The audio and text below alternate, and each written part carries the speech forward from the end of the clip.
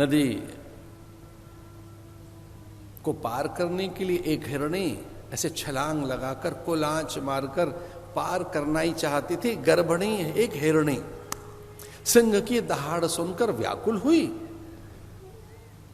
एक गर्भवती हिरणी, बस गर्भ तैयार है, प्रसूति का है और गर्भ यानी प्रसव पूरा पक चुका है। अब बस वो बालक को जन्म देने ही वाली थी कि बस बालक अब पैदा होने ही वाला है। प्रसव की परिपक्वता, उस प्रसव की परिपक्वता में कि गर्भ पक गया और अब हिरणी बालक को जन्म देने ही वाली है कि इतने में ही सिंह की दाढ़ सुनी। हिरणी ने प्राणों की रक्षा के लिए नदी में छलांग लगाई, नदी पार करने के लिए। तो नदी तो पार कर गई, लेकिन छलांग में ही बालक का जन्म हो गया। वो प्रसव पका हुआ था, परिपक्व गर्भवती वो, तो बस बालक इधर वो छलांग लगा रही है और उस अवस्था में उसकी कोख से उस देखिए बालक का जन्म हो रहा है और नदी में गिर पड़ा बालक। वो छलांग लगाकर उस तरफ गई और व्याकुलता में अपने प्राण भी उसने त्याग दिए कि मेरे बालक का क्या हुआ। जो मेरा भी बालक जन्मा था वो तो बेचारी भयभीत हुई हिरणी कि मेरा बालक तो नदी में डूब जाएगा, मेरे बालक के प्राण चले जाएंगे। इस व्याकुलता में उसके भी प्राण चले गए, हिरणी की मृत्यु हो गई और ये बालक नदी में गिरा। जन्म होते ही नदी में गिरा ये बालक, हिरण बाल, मृग बाल। नदी के किनारे बैठे महात्मा भरत ने, इस राजा भरत ने जो उपासना कर रहा था, छलांग लगाकर नदी में बालक के प्राणों को बचाया, चूम लिया, अंक में भर लिया बालक को। हिरणी का बालक मृग बाल वो और चिपक गया। हित अनहित पशु पक्षु जाना, पशु पंछी परिंदे स्वान कपोत कागा कोकिल मृग छोटी चिड़िया सब जानते हैं कि आप उनका अहित नहीं करेंगे।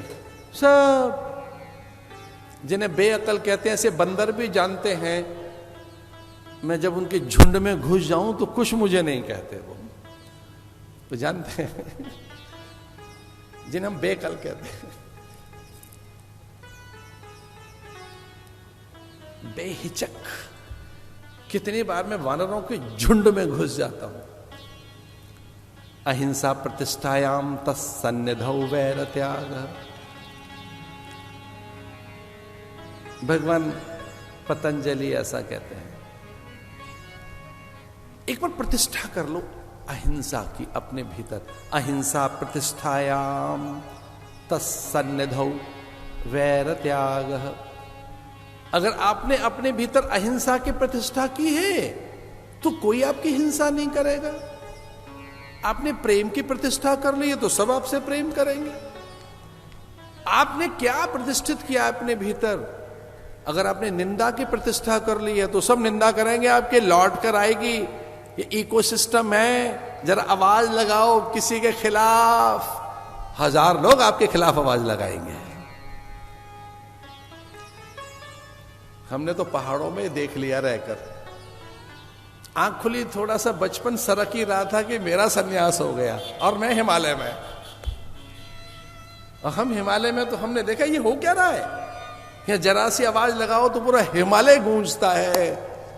तो वहां के लोगों ने बताया ये पूरी प्रकृति का हाल ऐसा ही है, एक बीज डालो तो अनेक मिलते हैं। एक जरा कद्दू का बीज डाल के दो, कद्दू कद्दू कद्दू। मैं तो गांव में पैदा हुआ, एक हमने पहली बार देखा कि सेम का बीज डाला, एक फली का, और कितनी फलियां, कितने वो कद्दू तोरई गिलकी, हाँ। एक अन्न डाला दाना और कितने खेत में अन्न, कितने फल, कितने फूल। अब जरा सा तो डालो, प्रकृति को तो अनंत देने का अभ्यास है, कितना देगी प्रकृति। वैसे ही ध्यान रखना, जरा सा किसी की निंदा करोगे तो 1000 निंदक खड़े हो जाएंगे आपके लिए। निकालिए निंदा की बात। आपको क्या लगता है आप दूसरों की निंदा कर रहे हैं, आपकी कोई नहीं कर रहा होगा? अनिंदा प्रतिष्ठित कीजिए, अहिंसा की प्रतिष्ठा कीजिए, प्रेम की प्रतिष्ठा कीजिए। और आपकी अनुमति के बिना आपको कोई विचलित भी नहीं कर सकता। आप प्रवोक करते हैं, उसे आप पकड़ते हैं, आप उसमें पलीता लगाते हैं, इसका अर्थ है कि आप ग्रहण कर रहे हैं, तब आपको आवेश आता है। अन्यथा तो आपको कोई अशांत नहीं कर सकता, विचलित नहीं कर सकता। आपकी सारी चीजें कोई छीन कर ले जाए, फिर भी आपके अस्तित्व को कोई आपसे छीन नहीं सकता कभी भी, क्योंकि वो अजन्मा है, अयोनिज है, नित्य है, शाश्वत है।